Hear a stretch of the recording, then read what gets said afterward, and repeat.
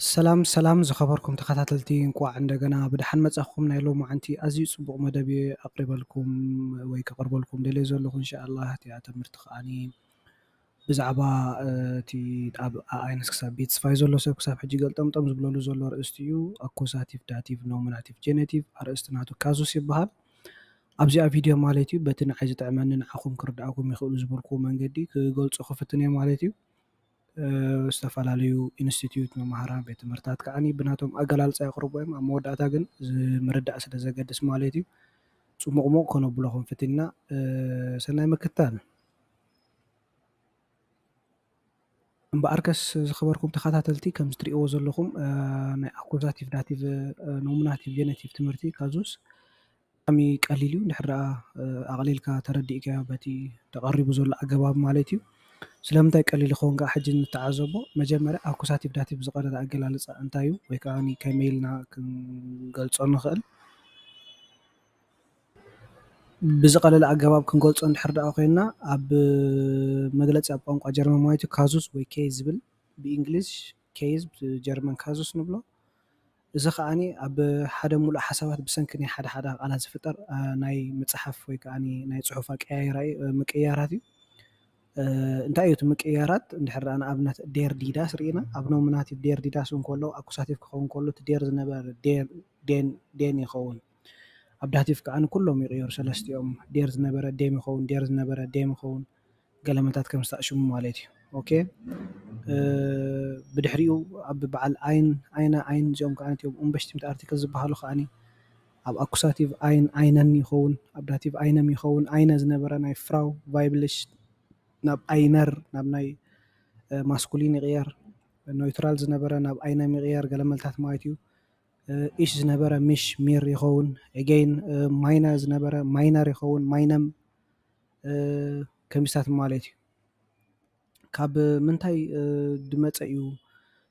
እዚ እንድሕር ደኣ ኢልና ሰለስተ ኬዝ ኣሎ ከምዚ ኣብዚ ክንሪኦ ፀኒሕና ኣብ ሙሉእ ሓሳባት ብሰንኪ ናይ ሓደ ሓደ ቃላት ዝፍጠር ናይ ኣፀሓሕፋ ምቅያር እዩ። ናይ ኣፀሓሕፋ ምቅያር ክንሪኦ ፀኒሕና እቲኦም ሓደ ሓደ ቃላት ዝፈጥሮ ንዕኡ ክንፍጠር ዝገብሩ ነገራት እንታይ እዮም ኣብቲ ሙሉእ ሓሳብ ማለት እዩ። ንምንታይ ዴር ዝነበረስ ዴን ይኸውን ወይ ዴም ይኸውን ወይ ከዓ ንምንታይ ዲ ዝነበረስ ዴር ይቕየር ወይ ከዓ ንምንታይ ዳስ ዝነበረስ ዴም ይቕየር ኣብዚ ከዓኒ ንምንታይ ኣይን ዝነበረስ ኣይነን ወይ ከዓ ኣይነም ይቕየር ወይ ከዓ ኣይነ ዝነበረስ ኣይነር ይቕየር ማይን ዝነበረ ማይነን ወይ ከዓ ማይነም ይኸውን ዳይን ዝነበረ ዳይነን ወይ ከዓ ዳይነም ይኸውን። እዚ ሲ እንታይ እዩ ቀዳማይ ጠንቂ ወይ ከዓ ጠንቂ ክኸውን ዝኽእል ብቀዳማይ ኣብዚ ክንሪኦ መዲበ ዘለኹ ኣብ ሙሉእ ሓሳብ ብሰንኪ ገሲ ዝፍጠር ናይ ኣፀሓሕፋ ምቅያር እዩ። ንኣብነት እዚ ክንብል እንከለና እንታይ እዩ ኢሽ ሲሄ ማን ኣይን ማን ኣብ ክንዲ ከይስብልቲ ኣይነን ማን ይብል ኣለኹ ኢኤን ኣትያታ ኣይነን ኮይና እታ ኣይን ዝነበረት ኣይነን ኮይና ቲማን ዴር ዝብል ኣርቲክል እዩ ዝወስድ ወይ ከዓ ዱ ጊብስት ዳይነም ቡኽ ኣብ ክንዲ ዳይን ቡኽ ከይንብል ዳይነም ቡኽ ንብል ስለምንታይ እዩ ከምዚ ክኸውን ዝገብሮ ዘሎ ኣይን ዝነበረስ ኣይነን ዳይን ዝነበረስ ዳይነም ክኸውን ኣሎ ካብ ምንታይ እዩ ድመፅእ ዘሎ ሕጂ እቲኣ ኣይነን ወይ ከዓ እቲኣ ዳይነም ዝብላ ዘለዋ ኣብዚ እንድሕር ደኣ ርኢና ኢና ኣብዚ ቴብል ማለት እዩ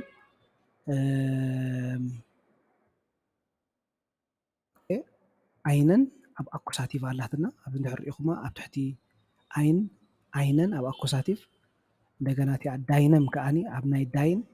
ኣብ ዳቲቭ ዳይነም ኮይና ኣላ ሓንቲ ግዜ ኣኩሳቲቭ ሓንቲ ግዜ ዳቲቭ ማለት እዩ። ናብ ሙሉእ ሓሳብ እንተደኣ ተመሊስና ኢሽ ሲሄ ኣይነን ማን እታ ሲሄን ትብል ቨርብ ንሳ ጠንቂ ናይ ምቕያር ኣብዚ ሰንተንስ እያ ጠንቂ እቲኣ ኣይነን ኣይን ዝነበረት ኣይነን ክትከውን ኮላ ትገብር ዘላ ሲሄን ትብል ቨርብ እያ ቨርብ እንታይ ምዃኑ እቲኦም ሳብስክሪፕሽን ዘለኩም ኣብዚ ቻናል ተማሂርኩም ኢኹም እቲኦም ዘይተማሃርኩሞ ከዓኒ በዚ ኣጋጣሚ ኣብዚ ናተይ ቻናል ኣቦነመንት ክትኣቱ ትኽእል ኢኻ ብጣዕሚ ውሑድ ገንዘብ እዩ እንደገና ኤክስክሉሲቭ ዝኾነ ትምህርትታት ኣለዉ ነዚ ኩሉ ትምህርቲ ከተዳሉ ከዓኒ ብጥርሑ ክትገብሮ ስለዘይትኽእል ማለት እዚኣ ከማን 1000 ሳብስክራይብ ስለዝሃብኩም ብጥርሑ ወሪድያ ዘለኹ እምበረ ብክፍሊት እያ ነይራ ቅድሚ ሕጂ ማለት እዩ ኤኒሃው እቲኦም ኣብቲ ተኣሽሙ ዝነበርኩም ቨርብ ትፈልጡ ኢኹም ቨርብ ዘይትፈልጡ ከዓ ንገብሮም ነገራት ማለት እዮም ቱ ቨርብ ዝበሃሉ ወይ ከዓ ብእንግሊሽ ብኣክሽንስ ገለ ይግለፁ ማለት እዩ። ሲሄን ሕጂ ምርኣይ ወይ ከዓ ሓደ ነገር ክትርኢ ከለካ ወይ ከዓ ይርኢ ኣሎ ረኣየ ዝበሃል ዓይነት ግሲ ኮይኑ እዚ ግሲ እዚ ኣብ ቋንቋ ጀርመን ምስቶም ናይ ኣኩሳቲቭ ግስታት ይስራዕ እዚ ግስ እዚ ከም ቀንዲ ግስ ኮይኑ ክመጽእ እንከሎ እቲ ዳይረክት ኦብጀክት ዝበሃል ወይ ከዓ እቲ ቀጥታ ንዛረቦ ዘለና ኦብጀክት ናትና ንሱ ናይ አኩሳቲቭ ኣመልካቲ ሒዙ ይመጽእ እሲሄ ኣይነን ማን እቲ ኣመልካቲ ክንድስም እቲ ኣመልካቲ ኣርቲክል በሽምቲ ኣርቲክል ንሱ አኩሳቲቭ ይቕየር ኣሎ ወይ ከዓ እቲ ሰብኣይ አኩሳቲቭ ይቕየር ኣሎ ማለት እዩ ኦኬ ተሓደ ኸ ደኣ እንታይ ኮይኑ ማን ባይ ዘ ወይ ዴር ማን እዩ ዝበሃል ከም ንሪኦ ዘለና ዴር ማን ስለ ዝኾነ እዩ ካብ አኩሳቲቭ ኣይነን ኢልናዮ ኣብቲ ሓንቲ ከዓኒ ዱ ጊብስ ዳይነም ቡኽ ጊብን ዝብል ቨርብ መሃብ ኮይኑ ኣብ ቋንቋ ጀርመን እቲ ጊብን ዝበሃል ቨርብ ምስቶም ናይ ዳቲቭ ቨርብስ ምስኦም ይስራዕ ማለት እዩ ጊብን ዝበሃል ቨርብ ምስቶም ናይ ዳቲቭ ዝበሃሉ ቨርብስ ምስኦም ይስራዕ ማለት እዩ ኦኬ ዳስ ቡኽ ኣብ ዳቲቭ ደም ቡኽ ንብሎ ዳይነም ቡኽ ይኸውን ስለምንታይ ዱ ጊብስ ዳይን ቡኽ ዘይንብል ዳይን ናትካ ክንብል ድሕር ኮይና ዳይን ጥራይን ዝበሃል ንምንታይ ኢኤ ማትይዎ እቲኣ ጊብስ ትብል ዘላ ቨርብ ናይ ዳቲቭ ቨርብ ስለ ዝኾነት እቲ ዳቲቭ ናይ ዳስ ዳይነም ኣብ ፖሰሲቭ ፕሮኖመን ናይ ዋናት ክንስብ ናይ ዳይን ክንብል እንከለና ዳይነም ዳቲቭ ይወስድ ማለት እዩ ኦኬ ቀዳማይ ጠንቂ ኣብ ቋንቋ ጀርመን እቲ ሰንተንስ ዳቲቭ ወይ አኩሳቲቭ ወይ ኖሚናቲቭ ወይ ጀነቲቭ ክኸውን ድገብሮ ዘሎ ማለት እዩ ክሳብ ሕጂ ከም ዝረኣናዮ እቲ ናይ ቨርብ ባህርያት ማለት እዩ ናይ ኖሚናቲቭ ባህርያት ኣለዉ አኩሳቲቭ ዳቲቭ ባህርያት ኣለዉ ዘለዎም ቨርብታት ኣለዉ ማለት ነናቶም ፖዚሽን ክሪኦም ኢና እቶም ናትና ተምሃሮ ከዓንቲ ሊስታ ናቶም ኣለኩም ከባቢ 250 ዝኾኑ ገለ ናይ ዳቲቭ ቨርብታት ኣለዉኒ ምስ ኣብነቶም ማለት እዩ ዘገድስኩም ድሕር ኮይኑ ብታሕቲ ኮመንት ፀሓፉለይ ከወርደልኩም ይኽእል እየ ብድሕሪኡ ካልእ ጠንቂ ከ እንታይ ኣሎ ደኣኒ ድሕሪ ደኣኒ ኖሚናቲቭ እንከሎ እቲ ቨርብሲ ንምንታይ አኩሳቲቭ ይመጽእ ወይ ከዓ ንምንታይ አኩሳቲቭ እንከሎ እቲ ቨርብስ ንምንታይ ዳቲቭ ይኸውን ዝብል ተሓሳስባ ወይ ከዓኒ ሕቶታት ክሳዕበና ክእል እዩ ካልኣይ ኣርእስትና ከዓኒ ካብቶም ጠንቅታት ናይ በዓል ምቅያር ናይቲ ቃላት ማለት እዩ መስተዋድድ እዩ ኦኬ መስተዋድድ ፕሪፖዚሽን ወይ ከዓ ፕሪፖዚሽን ንብሎ ኣብ ጀርመን ባይ ዘ ወይ ኣብ ካምፓላ እየ ዘለኹ እዚ ኩሉ ድምፂ ዕግርግር ዝፍጠር ዘሎ ናይ ፅርግያ እዩ ብኩሉ ዕግርግር እዩ ኣብ ፀጥታ ዘለዎ ቦታ ብዙሕ ክትረክብ ኣይትኽእልን ሓምስቲ ናይ ስራሕናትና ኩነታት ማለት እዩ መስተዋድድ ዝበሃል ነገር ኣብ ቋንቋ ጀርመን ፕሪፖዚሽን እዚ ነቲ ሙሉእ ሓሳብ ወይ ከዓ ነቲ ሰንተንስ ናብ አኩሳቲቭ ወይ ከዓኒ ናብ ዳቲቭ ይቕይሮ ዳቲቭ ጥራይ ዝሰርሑ ፕሪፖዚሽን ኣለዉ አኩሳቲቭን ዳቲቭን ዝፃወቱ ፕሪፖዚሽን ኣለዉ ንዕኦም ክንሪኦም ኢና ማለት እዩ መዓስዮም አኩሳቲቭ ዝኾኑ መዓስዮም ዳቲቭ ዝኾኑ ከዓ ክንርኢ ኢና ማለት እዩ እዚ ካልኣይ ነጥቢ ኣብ ቋንቋ ጀርመን ምቅያር ናይ ፅሕፈት ዝመፅእ ብሰንኪ ናይ መስተዋድድ እዩ ማለት እዩ ኢን ኣብ ውሽጢ ሓደ ነገር ክኾን ከሎ ማይ ኣብ ውሽጢ ብራኳ ወይ ከዓኒ ጀሪካን ወይ ከዓኒ ገንዘብ ኣብ ውሽጢ ጩባ ወይ ከዓኒ ጥራዝ ኣብ ውሽጢ ቦርሳ ክኸውን ከሎ ኢን ንብሎ ፖዚሽን ናይቲ ነገር ኣብ ውሽጢ ክኸውን ከሎ ማለት እዩ ኣውፍ ኣብ ልዕሊ ሓደ ነገር ክኸውን ከሎ ምስ ተቐመጠ ማለት እዩ ኒብን ብጎኒ ናይ ሓደ ነገር ክኸውን ከሎ ስፊሽን ኣብ መንጎ ክልተ ነገር ክኸውን ከሎ ኢን ቢትዊን ዩበር እዚኣ ኡምላውት ረሲዐላ ኣለኹ ክልተ ነጥቢ ዩበር እያ ትኸውን እዚኣ ከዓ እንታይ ማለት እዩ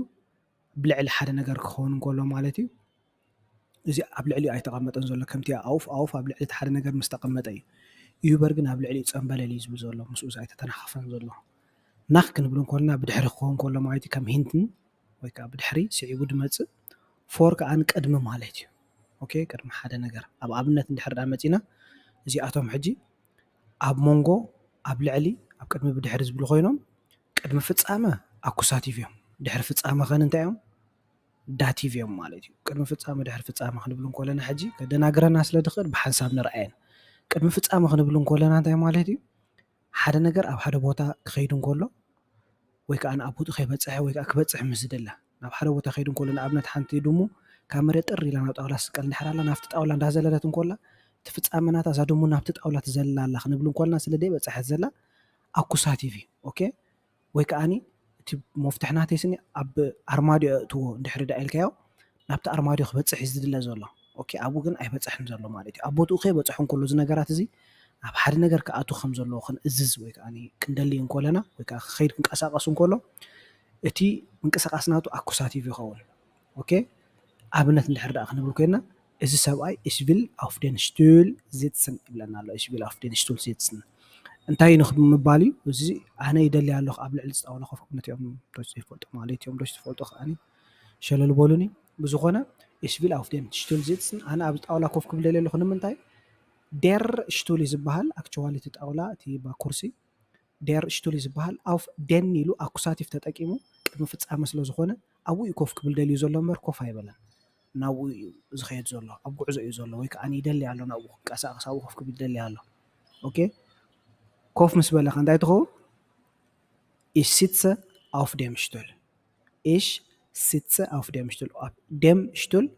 አንተ ወይ der Stuhl ነይሩ den Stuhl ተቐይሩ ሕጂ ከዓኒ der Stuhl እንከሎ እንታይ ኮይኑ dem Stuhl ድሕሪ ፍጻመ ዳቲቭ ኮይኑ ኣሎ ማለት ቅድሚ ፍጻመ ኢሉ ጽሒፉ ዝጽልል ህንዳዊ እንዲ ሰርሓለና ዘን ቪድዮ ገማጥ ኢሉ ወሎ ትግርኛ አይፈልጥኒ ባይ ዘ ወይ ድሕሪ ፍጻመ ዳቲቭ እያ እዚኣ auf dem Stuhl ኦኬ ኮፍ ኢሉ ኦልሬዲ ኣብቲ ድላይ በፂሑ ኣሎ ማለት ኣብ ሓደ ቦታ ምስ በፅሐ ኣብቲ ዝደልዮ ነገር ምስ በፅሐ ዳቲቭ ይቕየር ናብኡ ከይበፅሖ እንከሎ ከዓኒ ኣኩሳቲቭ ይቕየር ማለት እዩ ኦኬ ዳቲቭ ኣኩሳቲቭ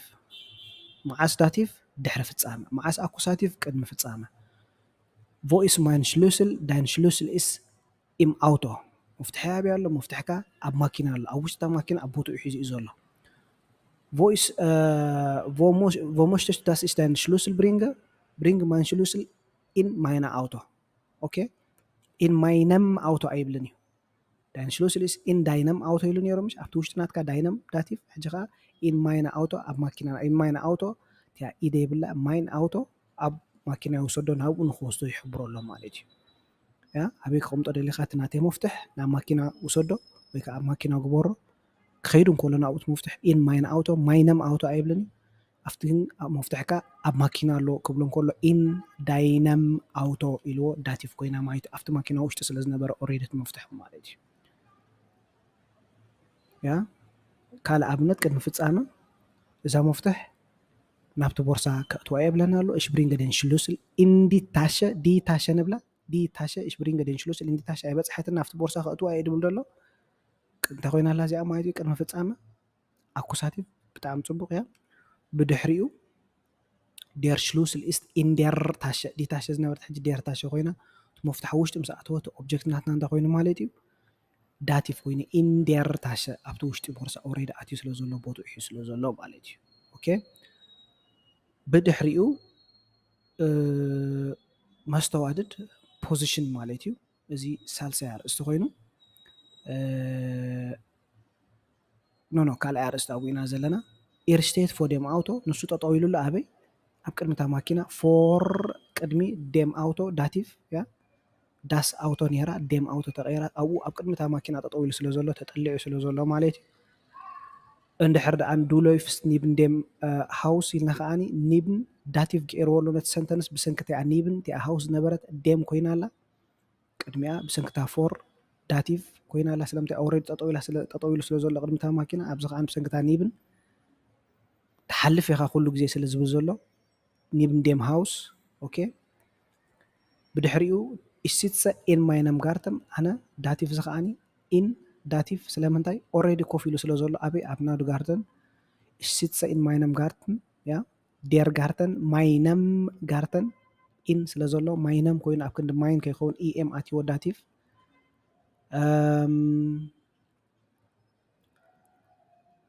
እዚኦም ሳልሳይ መስተዋድድ ከዓኒ ኩሉ ግዜ ብዳቲቭ ዝስርሑ ክንርኢና ማለት እዮም ቅድሚኦም ዝነበሩ ኣብዚኣ ወዲኣ ኣላ ኩሉ ግዜ ብምንታይ ዝስርሑ እዚኦም ባይ ሚት ጊግን ፎገል እዚኣ ጊግን ሓንሳብ ኣኩሳቲቭ ይኸውን እዩ ኦኬ ሕጂ ኣብዚ ከምኡ ምስ ዳቲቭ ኢቲና ያለና ባይ ዘ ወይ ባይ ሚት ፎንቱ እዚኦም ኢመር ሚት ዳቲቭም ጊግን ሓንሳብ ኣኩሳቲቭ ይኸውን እዩ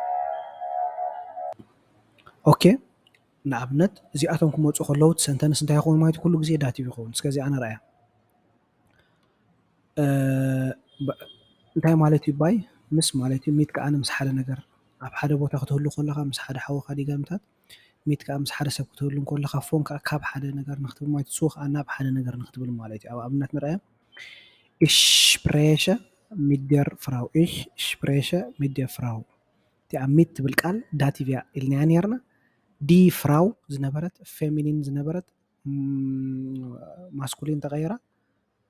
ዴር ፍራው ሚት ስለ ዘሎ ዳቲቭ እቲኣ ዲ ዝነበረት ዴር ትቕየር። እዚ ከዓኒ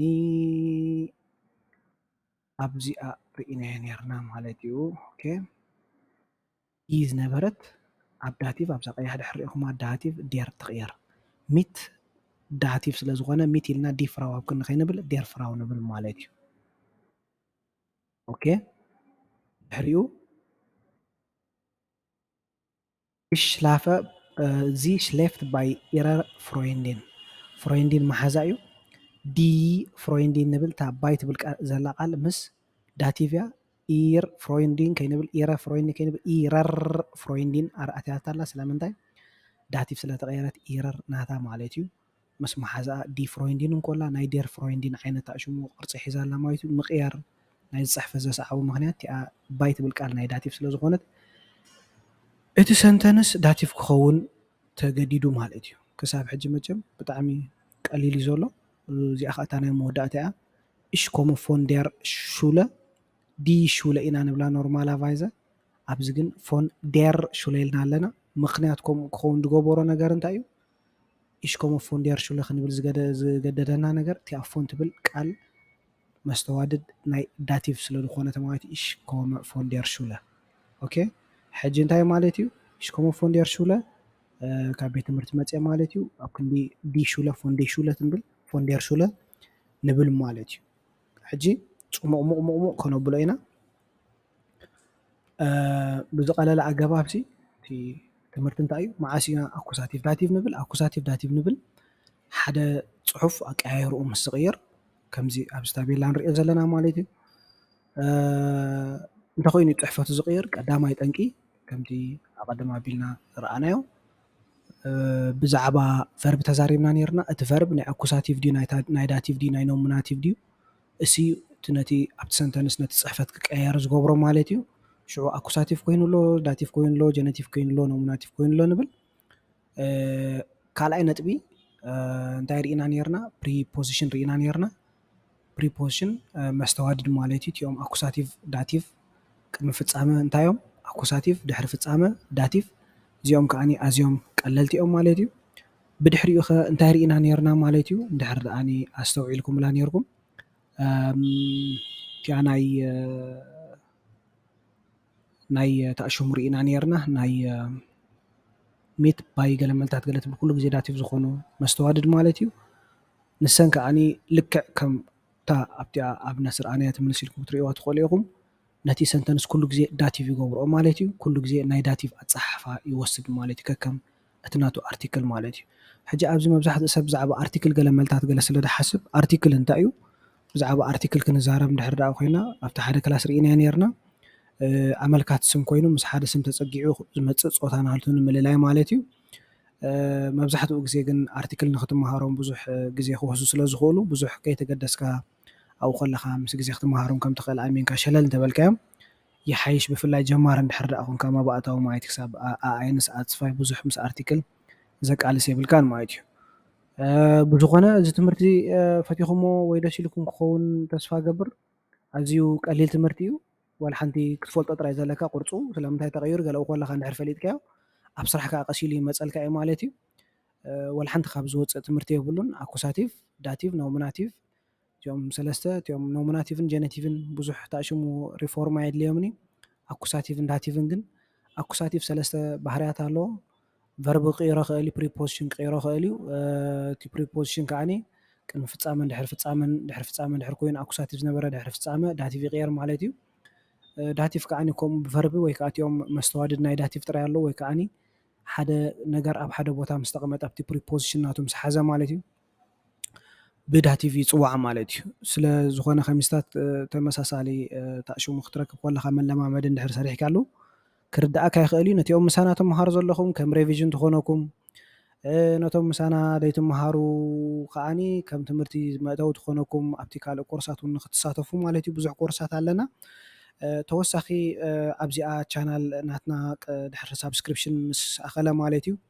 ናይ ሾፒን ዕድል ፈጢሮምልና እሱ ከዓኒ ምስ ናይ እዚኦም ስፕሪድሺት ናይ ጀርመን ካምፓኒ ምስኦም ሓንቲ ናይ ማልያ ናይ ክዳውንቲ ኮቶን ስራሓት ኮቶን ዝኾነ ማልያታት ኣድቨርታይዝመንት ክገብሩልና ሓቲትናዮም ፈቐድ እውን ሂቦሙና ዝተፈላለየ ብቋንቋ ትግርኛ ዝተሰነየ ወይ ከዓኒ ዲዛይን ዝወፆ ማልያታት ስረታት ብዙሕ ዓይነት ክሳብ ከባቢ 150 ዝበፅሕ ዓይነት ንብረት ኣዳሊና ኣለና ማለት እዩ ኣብ ዝተፈላለዩ ቦታ ዘለኹም ንዑ ሪሰርች ግበሮ ገለ ባህ ዝብለኩም ተረኺብኩም ከዓ ትሕንሽሹልና ማለት እዩ እንታይ ደኣ ከምኡ ጌርካ እናተሓጋገዝካ እዩ እቲኦም ኣይንሕንሽሽና ትብሉ ከዓኒ ገንዘብኩም ንሓንበረከት ይግበረሉ ግን ኣብዚ ቻናልና ከዓ ሳብስክራይብ እንድሕር ጌርኩም ላይክ ጌርኩም እንድሕር ሼር ጌርኩምላ ንሱ ንባዕሉ ሓገዝ እዩ ካልእ ዝኾነ ንጥርናፈ ስድራ ቤት ይኹን ካልእ ቆፀራታት ናይ ስዊዘርላንድ ይኹን ናይ ጀርመን ዝምላእ ፎርምታት እንድሕር ሃሊኩም ኢንተርቪው ኣብ ናይሮቢ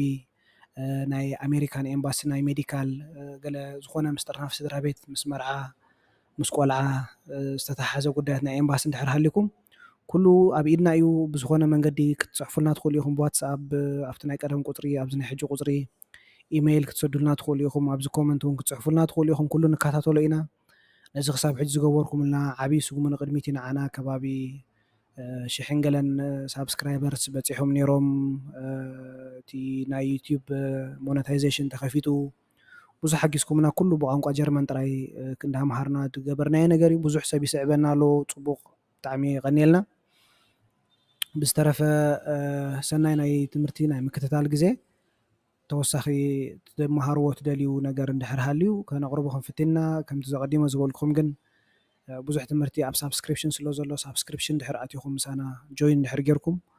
ክትረኽቦ ትኽእሉ ኢኹም ሰናይ ናይ ትምህርትን ምዝንጋዕን ግዜ እንዳተመነኹ እንደገና ደጊመ ደጋጊመ ከዓ የቀኒየለይ እንዳበልኩ ብስመይ ምስም ኩሎም መሳርሕተይ ነዚ ግራፊክ ዲዛይን ዘዳልዉ ዘለዉ ነቲኦም ነዚ ቋንቋ ናይ ጀርመን ካብ ቤት ፅሕፈት ባህላዊ ጉዳያት ናይ ጀርመን ጎቴ ኢንስቲትዩት ከምኡውን ናይ ቴልክ ዘዳልዎ ዘለዉ ትምህርታት ማለት እዩ ብሽም ኩላቶም መሳርሕትና ኢና ምን ኣልማይን ሚተ ኣርባይተ bedanke ich mich für alle eure Unterstützung